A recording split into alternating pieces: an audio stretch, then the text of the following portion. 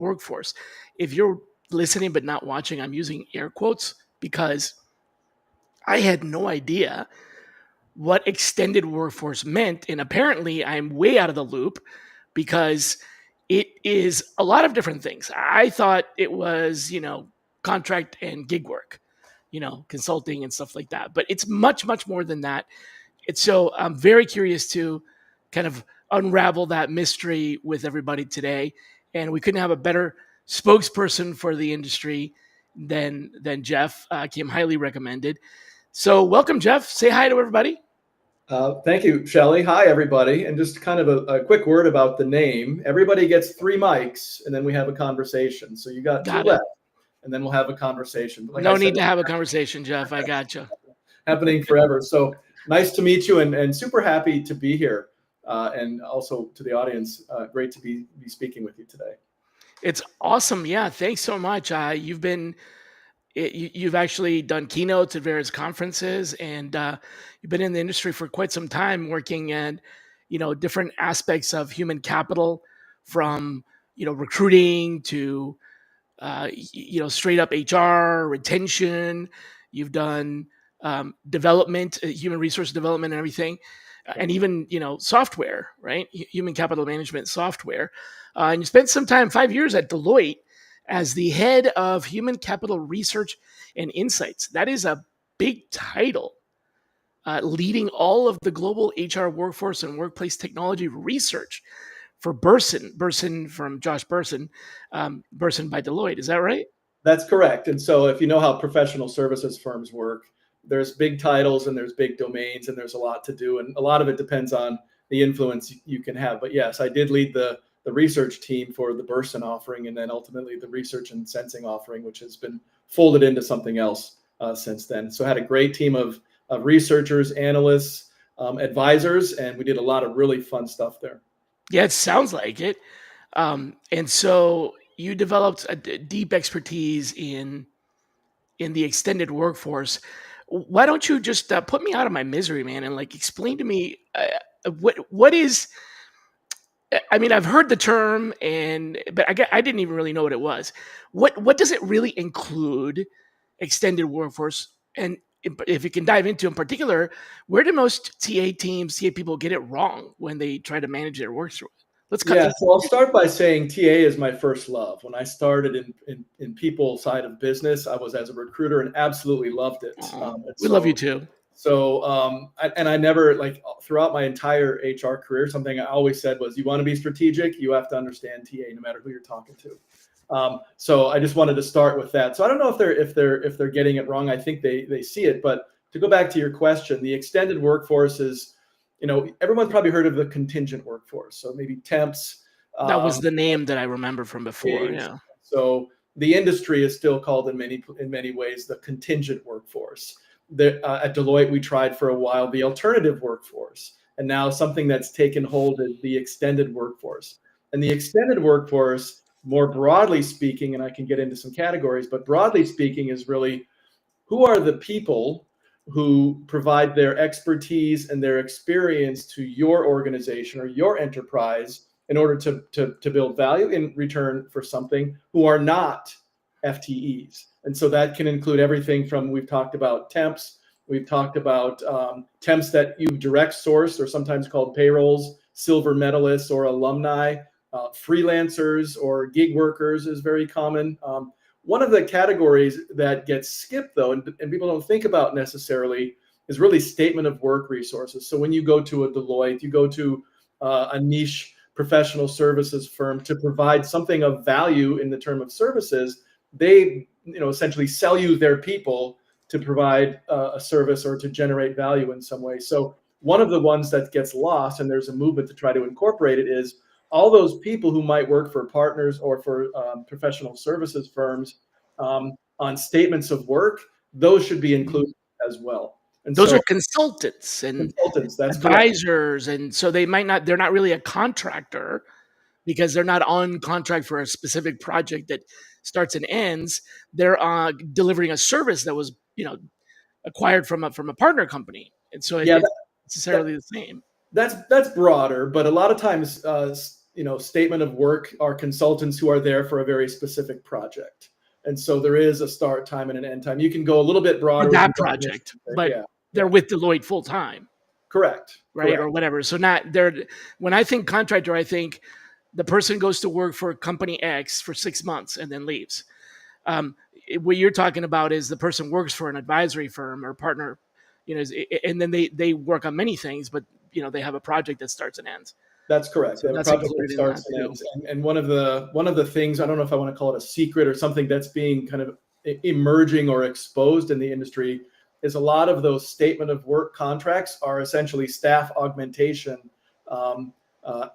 projects or engagements, because the staff aren't available through freelancer, through temps, or through FTE. So they'll go to a firm that's known for a specific level of expertise, and they'll engage them. But at the end of the day, it's really you're buying people from this firm to do work for your organization. Could be the time. So it could be time, like hourly. It could be project based. It might even actually not be paid as well. Am I correct in that understanding that volunteers are also part of this universe? I would consider volunteers as part of the extended workforce, and a lot of enterprises do the same. And the reason is because they still have to go through some level of onboarding, background checks, and credentialing and provisioning in order to volunteer. So it's still a person, working to add value to your organization, even if they're not paid. So you've got to do the security, right. background, and they need access to your systems. They need an email address, a user ID, all that stuff. That's Yeah. correct. Wow. And so they need to be offboarded too. So when the time's up, right. you've got to make sure the equipment's collected, their deprovisioned, access is removed, those sorts of things. Right.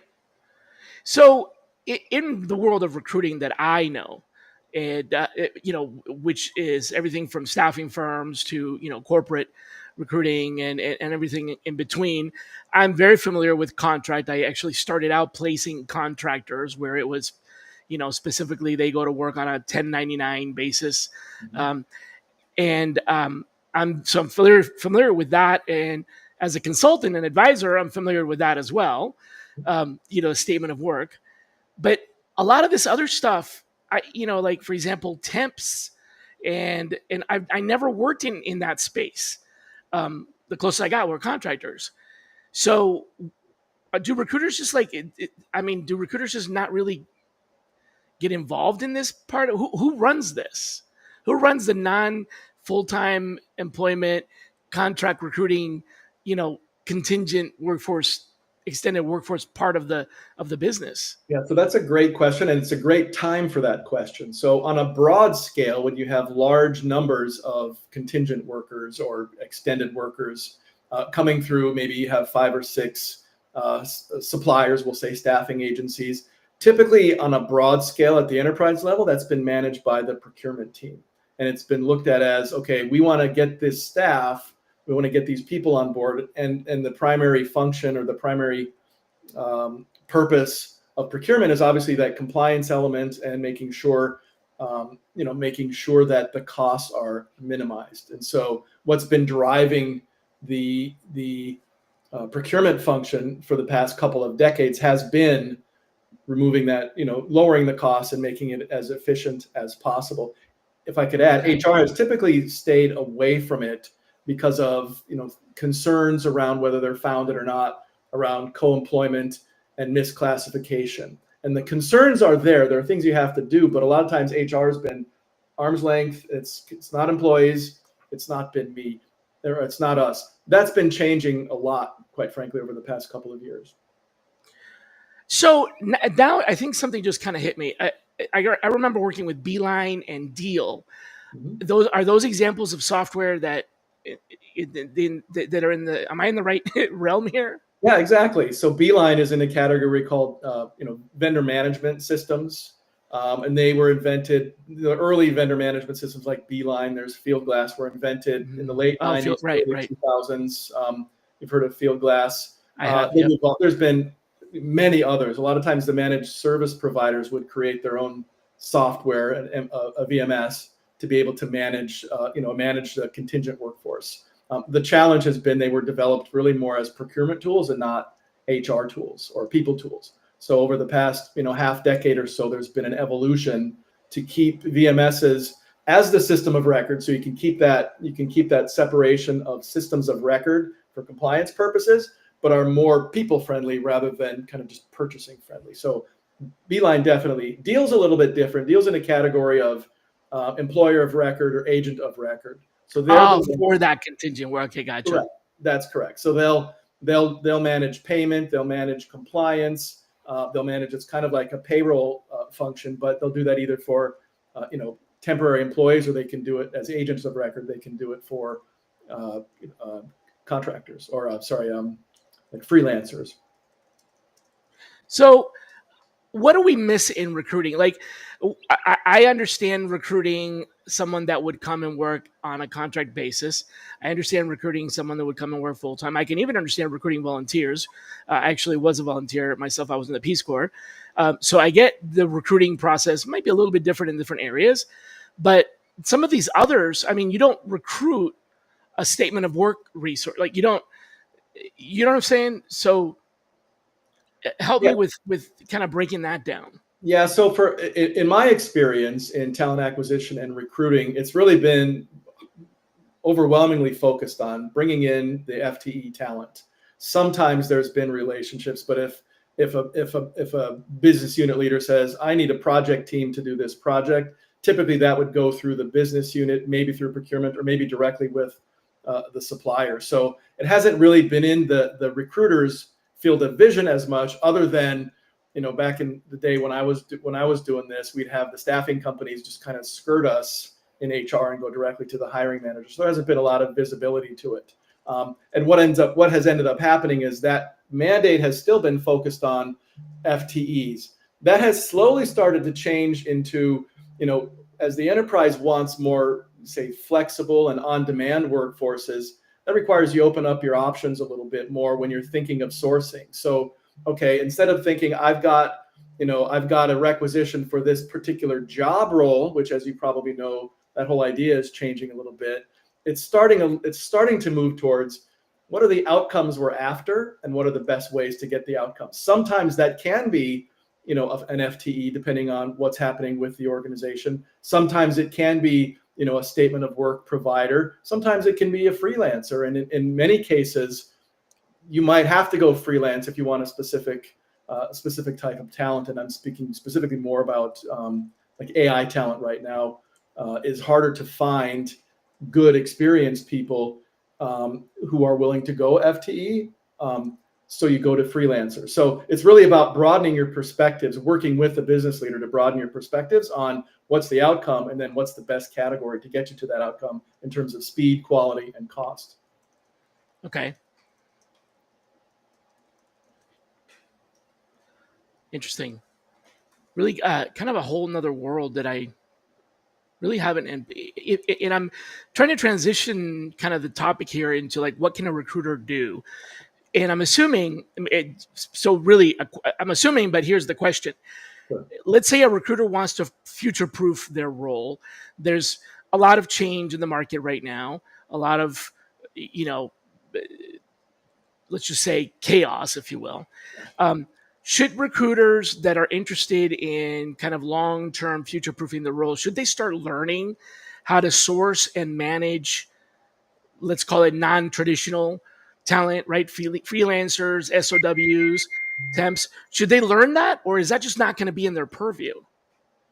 I think it depends on the organization and potentially the maybe the HR department or the talent acquisition. I'm thinking the career of the individual, right? Like, I'm a recruiter. Maybe I'm going to get laid off and I don't want to fight that. I just want to move on to my next job. But should I be thinking about learning this aspect in order to improve my career outlook? Or is that just too far of a gap to cross? I don't think it's too far of a gap, but I wouldn't say, run out and go learn about the different categories of labor first. What I would say, and what I've always said to the HR people I was working with or advising, is you have to really understand what it's like to be a talent partner with, the business units or your internal customers. So beyond just recruiting for full-timers. Got it. Understanding what the business needs are, and then connecting yourself with all the different options of pursuing that. So yes, you should be looking at, even just asking the question, what would it take to get a freelancer in here? We've had this rec open for 6 months. The business unit leader is, down my throat saying, where is it? I need Yeah. to do this, or they're going to pay 5 times as much as they need to by going, an SOW.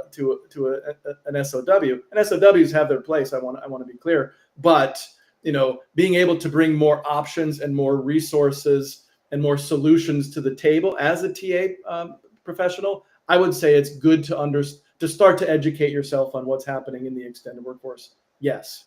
So, somebody mentioned, don't forget RPOs. So I wanted to a heads up to that. So what I'm understanding is, okay, you're working on filling, you're a recruiter or you're a recruiting manager, team leader, whatever, and you've got positions that are hard to fill. What you're saying is one of the tools at your disposal that you could be applying is to go back to the hiring manager and say, hey, while we fill this job, which is becoming, obvious that it's difficult to fill and it's going to take time because of the nature of the market, the role, whatever. While we fill this, have we considered a temp, a contractor, a consultant, a statement of work, a gig worker, and introduce that as a possibility to maybe not necessarily replace the headcount role opening, but to ebb the somehow curtail the bleeding of productivity loss. So you're kind of saying introduce this, know about it, and introduce it in the conversation so that you can help the manager complete their job, even if it's not by filling a requisition.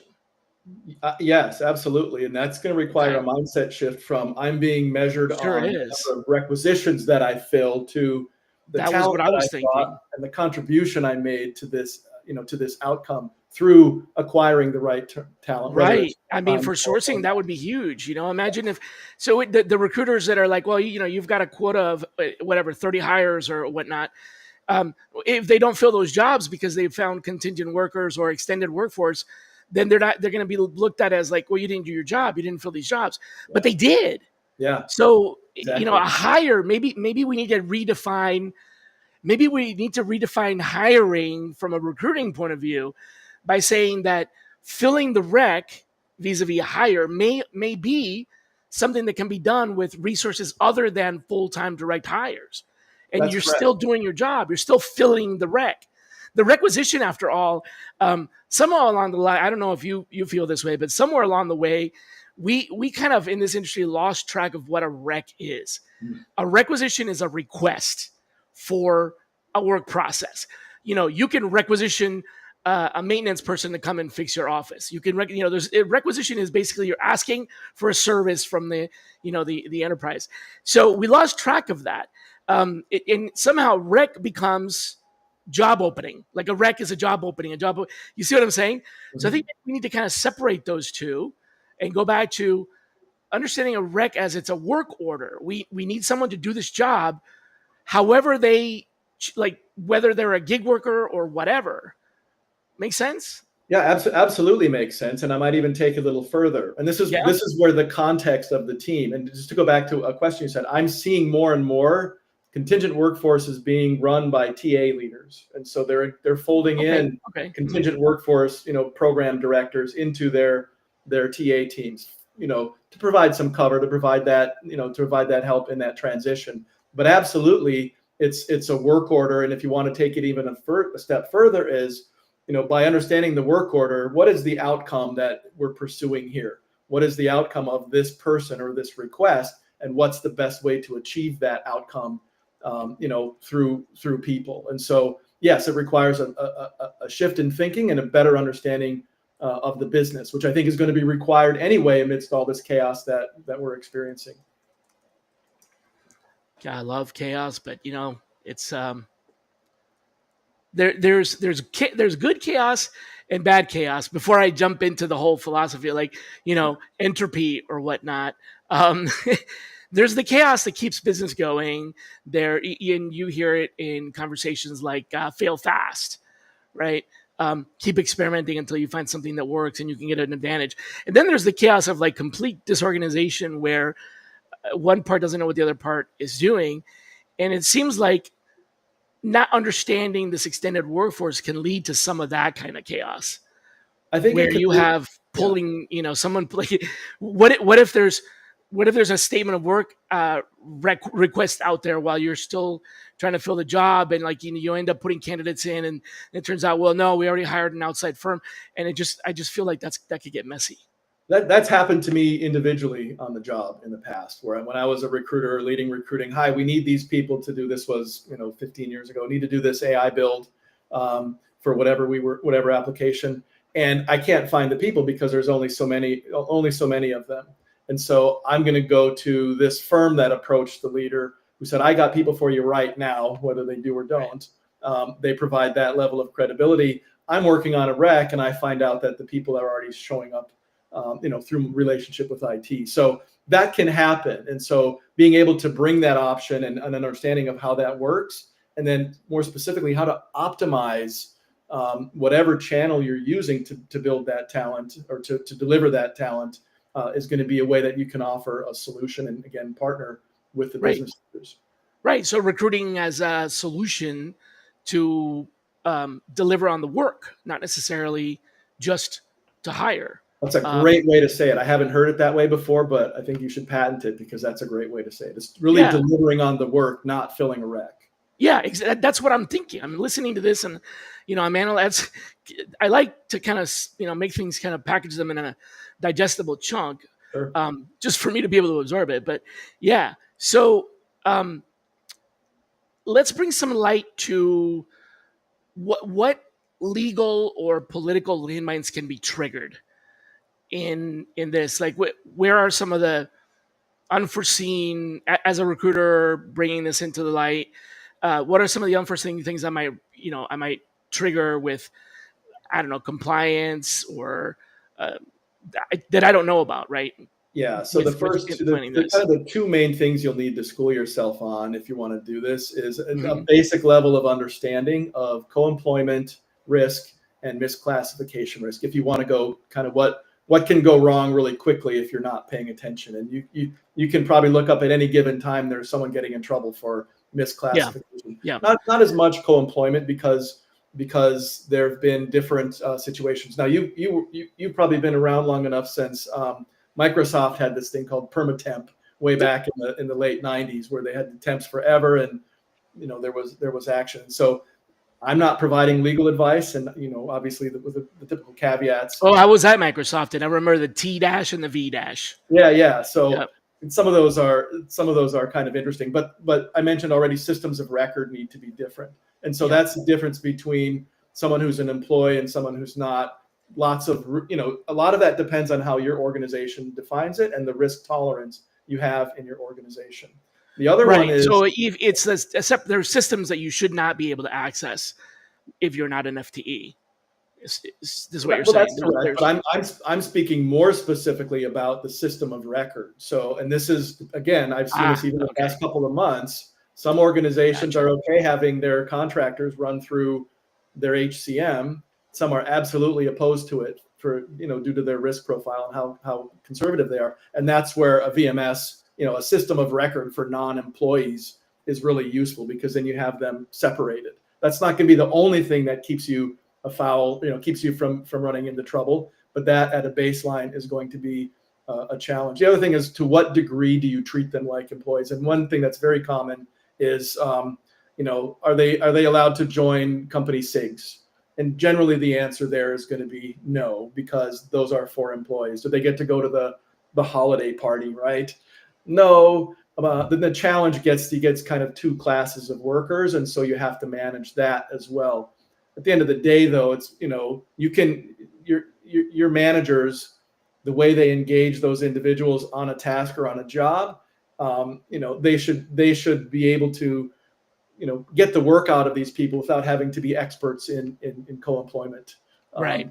Co-employment. Right. Break down co-employment real quick for those that don't understand that. It's the risk of, well, you obviously can explain it better, but there's a risk inherent in being a contractor, subcontractor, that has to do with the employer treating you like an employee, and therefore you are owed the benefits that would come with that, right? You're owed benefits, you're owed, other, 401k. In Microsoft's case, I think they went after equity after a time. And so essentially are you essentially doing everything that an employee does And are you doing without the everything in the benefits. way that an employee does? And this is an important part that a lot of organizations do to manage it. For how long are you doing it? If you have a contract that says this is a 6-month or a 1-year contract, then it's over, then that might, a lot of organizations see that as, okay, that's going to help protect us against co-employment. If it's been 4, 5, 6 years, they've been doing the same work, they're going to the holiday parties, and essentially they can make the case, I am an employee except for except for where my check comes from, then you might have to deal with a little bit of risk there. So be aware of it. Like you're not an attorney, and neither am I, and recruiters aren't going to be attorneys, but just kind of be aware of that. That's out there. You should be aware of it enough to address it if, like you say, a hiring manager, a business unit leader asks you about it. Right. And then the advice and guidance should come from the legal team in the organization. Yeah. But it definitely opens. I mean, as recruiters, we need to be aware of a lot of other things that I think sometimes we aren't. There are a number of legal entities and oversight organizations that have access to and can actually levy fines and things like that I think recruiters aren't even aware of for the most part. So it's a pretty complex, that makes me think I should probably write a paper about that. It's a pretty complex legal system. We just kind of, as recruiters, tend to let HR and legal handle that. And, as long as we're doing it by the book, we're okay. But the truth is that there's a lot more to it than that. And there is some risk and exposure. So it's a good idea to be educated in the plethora of ways you can deliver on the work as opposed to filling a rec, but also be cautious about, not overpromising and say, oh yeah, we can easily, do this, and then step into some kind of political landmine or trigger an audit or something like that, right? And the other one I should just say, I feel compelled to say, is misclassification. That's similar to, but different than co-employment. Misclassification is when you hire someone as a contractor, but they're and this is really related to like payroll taxes and Social Security, but based on IRS rules, they're actually an employee, and so then you can get yourself into trouble. And the gig companies run into this all the time. If you're interested, there's a lot happening in California. Is it a contractor? Is it an employee? And so you have to be careful of making sure that, okay, I'm going to hire someone as a contractor. I'm not getting benefits. I'm not paying Social Security or payroll taxes. That can add up very quickly, and you can get a lot of trouble if you're not paying attention there. Again, finance and legal are the ones who are going to provide the guidance and the level of risk. As a recruiter, you just need to be aware of it and be able to answer the questions, based on your employers or whoever's paying you to source their risk profile and their policies. Way back when, even a little bit earlier than I started in the business, which was a long time ago, there was a segment of our business that made money off of representing or acting in agency of, as an agent to the candidate, where your job was to get the candidate a job and you would get paid by the candidate side. So that was kind of early on. It doesn't really happen much anymore, but there's still like agents in Hollywood and stuff like that. Seems to me like that kind of model would lend itself pretty well to, being able to represent someone that could be an FTE or a contractor or an SOW or a gig. It seems like there's a lot more flexibility. Is this just more accepted now? Why is it? What is happening in the world that extended workforce is much more acceptable now?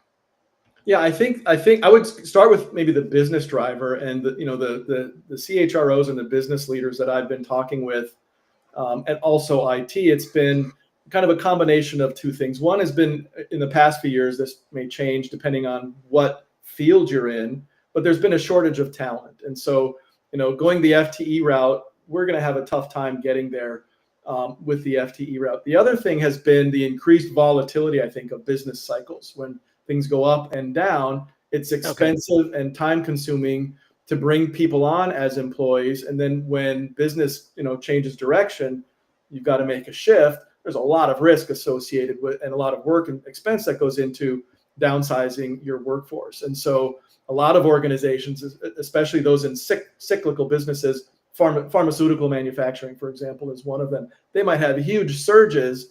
Do they really need to go out and hire all these people to do their work? Maybe. It depends on what they need to do.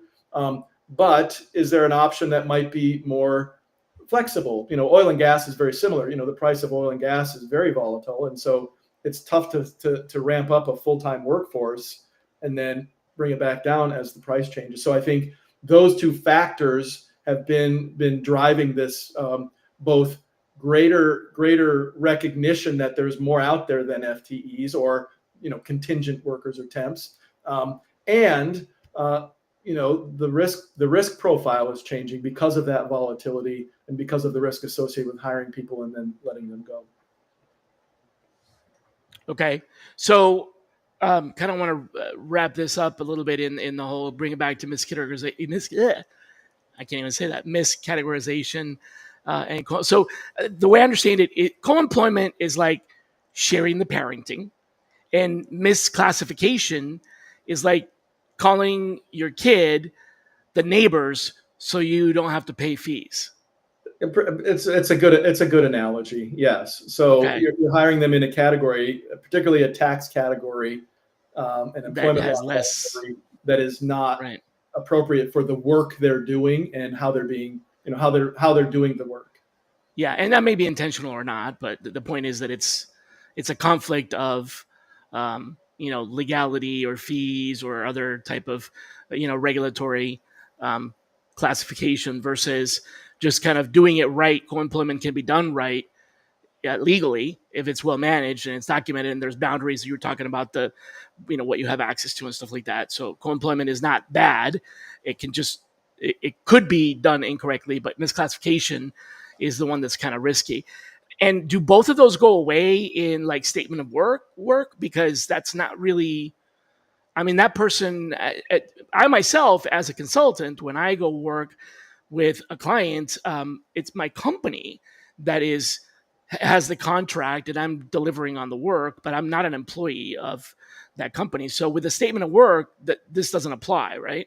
I would say it's mitigated because, in particularly the misclassification, Mm-hmm. it's mitigated because someone's paying payroll taxes and Social Security on that person. Right. I'm under the payroll of the company that, right, Correct. Exactly. And likely they're, even if they're a consultant, they get benefits and those sorts of things. So they're technically an employee of somebody else. It's going to be, I'm never going to say the risk is going to be gone, but it's going to be mitigated because of those Because factors. there is definitely a clear employment. And so gig workers could be any of the above, really. Gig workers could be any of the above. That's correct. And this is where, again, like the deals come into place. Part of the role of a company like a deal is to assume that risk of classification and make sure everyone's done. So in return for that, they handle payment. They handle it. A lot of the EORs and AORs offer benefits like the old payrolling companies. And so you pay them a fee to assume that employment risk based on the categories of work that you have. One thing I would add, if someone who wants to educate themselves pretty quickly on this, there's been a lot happening in California, obviously with Uber. But if you just search for California ABC classification, then you'll probably find half a dozen law firms that are willing to give you a summary of what that means. And the ABC test in California, which is really, is it an employer, is it a contractor? A basic level. Again, before you do anything, you want to get the right legal cover for it. But that'll give you probably the fastest way to educate yourself on this particular issue. Okay, so you got your 1099 independent contractor, you got your temp W-2 through a vendor payroll agency, you got your SOW who's a consultant under the a paid project. Correct. And then you've got your gig workers that are technically not. I mean, they're getting paid for the piece of work, not by the time, right? Like I think TaskRabbit or Fiverr or Upwork and so on, where they're not the employer in this case is not really an employer, but the hiring entity is not watching my time because I'm not billing by the hour.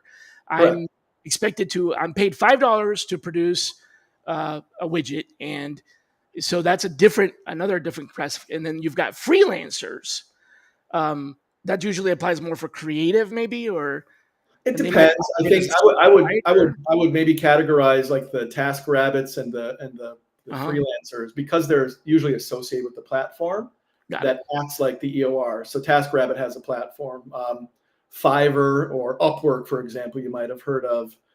Those are freelancer marketplaces. You'll pay Upwork. Upwork assumes the risk of Got it. classification, and they'll act as the supplier, but they're also for employer in the sense of the 1099 employer. Yeah. So so you're hiring a freelancer through Fiverr. Fiverr's handling the employment side of it, but it's still a gig work, right? So, That's and then correct. there's your interns and volunteers. I'm assuming interns and volunteers may fall under the same, classification because they both have to have access to the systems, but interns are probably getting some kind of wage versus volunteers are not. Sometimes I think the companies that I work for, at least the good ones, paid their interns. Yeah, you're supposed to, And right? Yeah. so they'll get a 3-month agreement, employment letter, or a Right. contract. You're an intern for 3 months. Here's what you get. Here's what you Right. don't get. Build your experience and do good work. Volunteers are a little bit different, I think, because they're not being compensated. There's no payroll taxes or that sort of thing that Right. are not happening. I think volunteers are going to be a little bit more challenging because who's going to volunteer long term for nothing? Probably the people who want to make the contribution. They're probably not going to pursue legal action unless something crazy happens, like harassment or something like that. Right. Which is now a whole different, yeah, right. And so then there's and then there's the MSP, which is more like a contingent workforce stream of VMS and all that stuff. But there's two that we haven't really touched on, and that's as somebody mentioned from LinkedIn, RPO, which is the entire outsourced team where you're outsourcing or offshoring at BPO, KPO, RPO, all these O's that means outsourcing.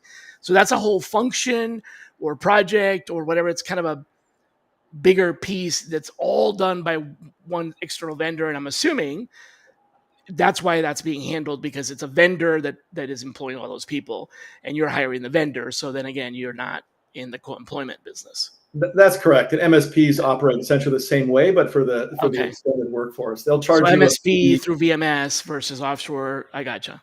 Yeah, and usually MSPs typically charge a fee percentage based on how much spend goes through, and they'll either manage your suppliers, or they'll be maybe like a master supplier and have sub suppliers needed. Yeah. But to your point, they're providing a service for a fee, and they dedicate their staff to providing that service for you. And so the offshore team or the outsourced team, well, it doesn't have to be onshore, offshore, but that team is an entire, there's like a monthly invoice that covers, all of it. And there may be some incentives within the program, but you're not keeping track of everybody's time or anything like that. But you probably are, in some cases, giving those people access to to provisioning them to a lot of the same things. So where's the risk there? Well, the risk there, so I imagine you're talking about like RPOs, they're going to have access to the ATS. Right. Yeah. And maybe have a company email account and things like that. Correct. The first thing that comes to mind is, PII and that sort of thing. And can you trust these non-employees with PII? Again, you have to trust your employees with PII as well, but you have to consider that when you're hiring somebody. Is this a trustworthy? And that's probably going to be the biggest risk, is security and data access. And then, of course, but isn't that the responsibility of the employer, because you're hiring XYZ RPO, and they're the ones that are responsible for those people? That's correct. As the employer, you have to, or as the customer will say, for this service, you have to make sure you're comfortable with providing that information. But typically what I've seen in RFPs, for example, is show me your security and your training and your accountability for things like PII or for system access, or a lot of times IP agreements are going to be built into the master services agreement. And then there's another one between the service provider and the employer of that service provider. So yeah, in that case, they're an external vendor, but they're representing as an internal team. So you might have SOC 2 compliance and other types of audits that guarantee, and maybe even insurance and things like that. They guarantee. Yeah.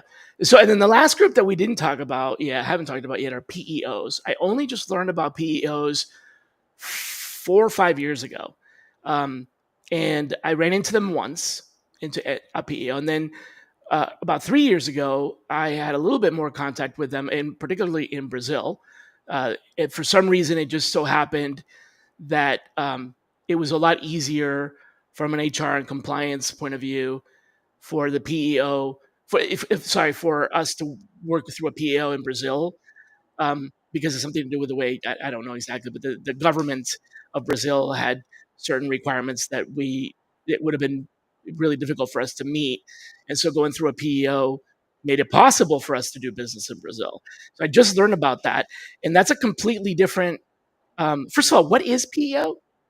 I think it's professional employer organization. Okay, So admittedly, I'm not in depth with PEOs. My understanding of what I've seen is that the EORs and the AORs are kind of moving into that space, and okay, maybe more of a technology-based platform for that activity versus PEOs, which is essentially, I want to payroll somebody. I need to hire somebody for so long. I'm not putting them on my payroll for whatever reason. A lot of times it's headcount. I want to payroll them through whatever staffing company or PEO, and they'll take the risk of employment. yeah. In the case I'm describing, it was because of legal reasons of the Brazilian government code of employment required things that we just weren't set up to hire for. So we basically brought a company on who was our partner, and everybody was employed by them as almost like an RPO, but not really, because they're not providing any kind of process outsourcing. They're just providing employment as a service. Absolutely. And typically, globally, that's done for two main reasons. One is for the employment law that you mentioned, and also for tax reasons. So it can be really complicated if you're paying employees from the US and Brazil to manage all the nuances of the tax code. There may even be specific rules country to country regarding tax and employment, and it's easier to pay a service and less risky to pay a service locally than it is to try to pay people locally as well. So typically tax and employment are the reasons you do that globally. Yeah, I think tax had a lot to do with it. It had a lot to do with it. I just found that fascinating. I'm like, that kind of seems like you're getting around, but at some point they explained to me what the law was, and I was like, I don't understand it. So yeah, That's exactly why they do it. Well, think about, like, for example, in Germany. Germany's got very complicated employment laws, and you also have worker councils that you have to do. You have to engage every time you make a decision. And so why not have somebody who's an expert, who's local on the ground to navigate all those nuances that can trip you up pretty quickly if you're not careful. got it. All right. So to wrap up the trip up, yeah, I like that. Wrap up the trip up. Looks like an employee, maybe misclassification. Two bosses, potentially co-employment. That's a Invisible. really simple but powerful way to look at it. I'd say you're probably 60% there. And that's Okay. probably, a recruiter is not going to need to know much more to be Much able more to. than that. That's where I'm at. Yeah. Now, if they're invisible to TA, then it could be something that's not even related to workforce planning, and you might not even be aware of it. So, right. That's correct. Yeah. And if you source directly, now you own the compliance risk. Typically, yes. If you source directly, are you talking about as enterprise recruiter? Yeah. Yeah, You you're brought going them to in. own the risk, or your You're going to own enterprise the risk, right? own the risk. If you're a hired gun, then however you have yourself set up to do that, you're gonna own the risk of sourcing. Your customer's still going to have the employment risk. Right. Right. Wow. Okay, that covered quite a lot. I think I understand extended workforce now. Um, yeah. So what else? What am I missing? What have we not talked about that is I don't know enough about this sector to even really qualify for you know what following up on that. It's a great What is question. missing? Yeah, and I appreciate your asking. And it's probably most of the people who are involved in employment at some level or another. And it's really about the data. So what I frequently say Oh, is, if the contingent workforce is not, or extended workforce is not in your people analytics is incomplete. And so you have to, if you're thinking about ROI for your people, now we're going to the finance unit, VP, CFO level. What are we getting for our people spend? Okay. A lot of times people analytics, oh, the holy grail right now might be productivity or outputs. What are we getting for the outputs are we getting for the investment in people? you should be adding the extended workforce in there as well. So we have this project build. We have so much budget for this project build. Is it better to go to the contingent workforce? Can we get it done cheaper and faster? Or should we go to FTEs? And where the industry is, or the field is right now, it's really been apples to oranges. They kind of measure and manage different things. And so the thinking and the practices need to evolve, to incorporate, what are we getting from our internal team versus what are we getting for the spend we have on external workforce versus what are we getting in costs. And you might be shocked to find the answer to that. Yeah, I mean, the general understanding or the general kind of impression is that, extended workforce is going to be more expensive because people are just looking at that bill rate, perhaps. They're not thinking about the burdens that come with, you have, I work with special services companies, you have benefits, you have overheads, you have, other things that you have to pay for. And so that's where I think the field of people analytics itself, maybe not so much recruiting, needs to evolve to start thinking about apples to apples versus, FTEs and then everybody else is some problem. That's a big blind spot. I think that's a big blind. I mean, so, traditionally from most of the world that I've had visibility into, you got your HRIS and you got your ATS, and that gives you, we expect the full workforce intelligence, but there's a whole piece that's not even being measured in that. So, you're basically bringing up a visibility gap. It's like that part in the rearview mirror where you can't see the cars behind you because you don't even think about it. And it's that chunk, and it could be a pretty big chunk. It could be a chunk. I don't know if you remember when we were talking about digital transformation or so a decade ago, the hardest question to answer was, how many people do you have and where are they? A lot of the the HCMs have started to address that problem. But think about when it's managed by spreadsheet and email in the contingent workforce, that problem still remains. And so again, that's one of the value props of a VMS is to get people. Well, first, it has to be user friendly enough to get people to use it, and secondly, it provides that overall visibility. And then if you have the right platform, you can pull analytics from it right away. Yeah, funny story. During my time at Fiserv was the first experience I ever had where I ran into the need to have a robotic employee. So in order for me to provision some of the things that I was doing with workforce analytics, to provision the data request from a couple of different systems, I basically ended up having to create a identity of a user, just like it would be like Shally the user, Billy the robot, and that user had like access privileges and all that, and that user was a robot. It didn't exist in the physical sense, didn't have any, payroll or tax implications or anything, but it was treated as an employee because it had an employee ID, so that it could be granted access to certain systems that required classification under employee ID. It was fascinating. I'm like, wow, it's literally a virtual employee. Like, not really an employee because you're not paying them, but it's like a virtual. I don't even. That's starting to surface again because of agentic AI. Yeah, exactly. They're looking at what they're calling the digital workforce, which is essentially software agents or combinations of agents to do the work. And obviously those agents need access to systems and security and tracking and logging to make sure who did what. That's correct. And so I don't know if you're familiar, Salesforce has what they're calling Agent Force to deploy and track them. They're starting to get a little bit more into so my background recently has been in public sector. A lot of states and locals are starting to look at deploying agents. Call centers are looking at deploying agents. Workday, interestingly enough, has come out recently with an agent system of record. So you have your HCM, which is a people system of record. Now they're doing an agent system of record that's going to coordinate and track and log and provision and deprovision agents as people get more used to using. I get that, but I mean, it's almost like you need to put them both in the same place because of what you were saying. What if the agent is doing the job and you're tracking productivity of people, but you're not tracking productivity of the agent? You're missing on a giant chunk of productivity. Just thinking out loud here, Absolutely. You have to track outcomes too. Everyone's really excited about what you can automate and shorten the time. What's the impact on the customer? What's the impact on the work? Could be good, could be bad. I think the assumption is that, okay, well, it's going to save us money in the short term. Let's go do it. But really it needs to be thoughtful. And to your point, you need to be analyzing all of those different areas. So both, contingent workers, full-time workers, and now what are you getting in return for your investment in agents? Yeah, I mean, if you can't measure it, should you even be allowed to hire it? No. Okay, all right, that's a Whether straight answer. whether the it is a person or whether the it is a is a software, Right. you need Yeah, to the entity. yeah.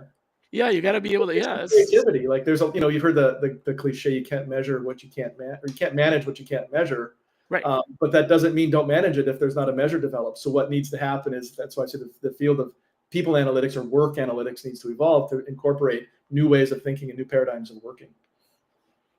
Wow, this is fascinating. It definitely sparked a lot of ideas. I had one last question related to this that I wanted to ask you, and then we probably should get to wrapping up here. But the question is this: why do we treat data about full-time employees like gold in people analytics and extended workers like almost like a rounding error?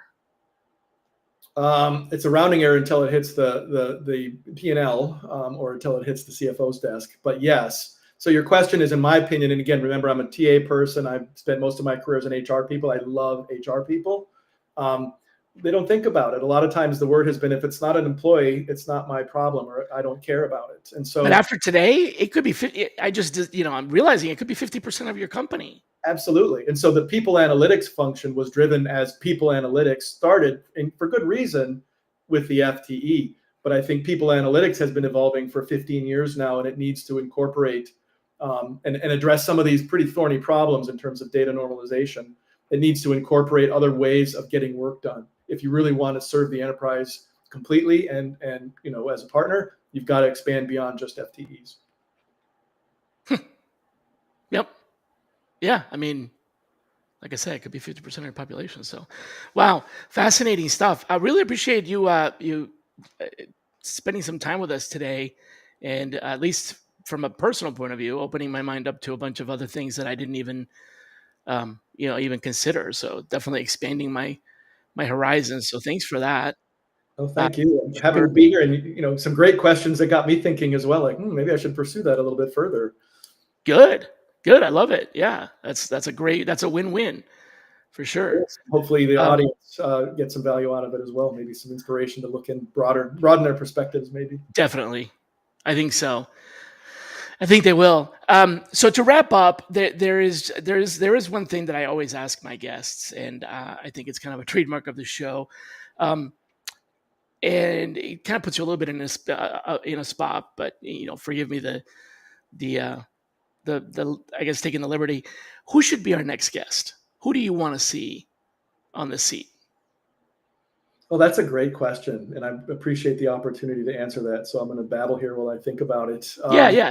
Again, you don't have to give me someone that would accept. I mean, I'll invite them, but you never know. I mean, if you give me Michael Jordan or something, I'm gonna try.